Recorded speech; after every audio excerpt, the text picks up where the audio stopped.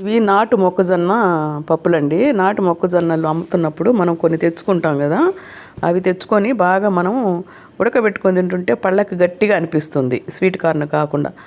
So ఇది మనం కొంచెం అట్లా పప్పులు తీసుకొని కొంచెం ఉప్పు వేసి బాయిల్ చేసుకోవాలి. నేను కొంచెం చేశాను చూడండి, బాయిల్ చేసి ఆ విధంగా దాన్ని మనం వడగట్టుకోవాలి. ఈ వడగట్టుకున్న దాంట్లో ఆల్రెడీ ఉప్పు వేసి మనం బాయిల్ చేసుకున్నాము. దాన్ని ఈ విధంగా కార్న్ ఫ్లోర్తో దాన్ని అట్లా పొల్లించాలన్నమాట. అంటే ఆ చెమ్మకి ఆ కార్న్ ఫ్లోర్ అంటుకుంటుంది బాగా నీట్గా. చూసారు కదా, ఈ విధంగా మనం దీన్ని కలుపుకొని ఇప్పుడు మనం ఒక కడాయిలో ఆయిల్ వేసుకుందాం. ఇది బాగా క్రిస్పీగా ఉంటుంది, బాగుంటుంది, టైం పాస్ లాగా తినొచ్చు, మంచిది కూడా, ఫైబర్, ఫుల్ ఫైబర్. ఈ విధంగా కార్న్ ఫ్లోర్ కలుపుకోవాలి.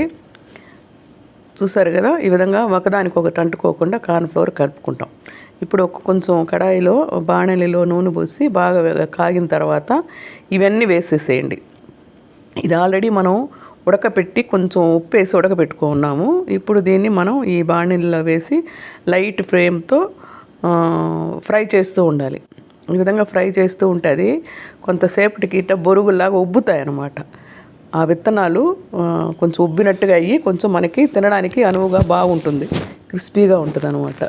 సో ఇది ఆల్రెడీ ఉప్పు ఉంది కాబట్టి, ఉడకపెట్టింది కాబట్టి ఈ ఆయిల్లో ఫ్రై చేయంగానే ఉబ్బుతుంది.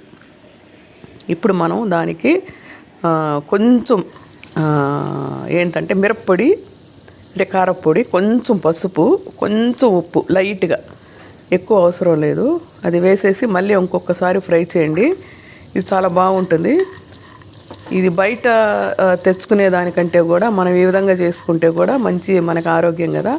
ఇందులో ఇంకా కావాలంటే కొత్తిమీర, మీరు ఎర్రగడ్డలు అవి అడుగు చేసుకోవచ్చు. ఇది చాలా బాగుంటుంది.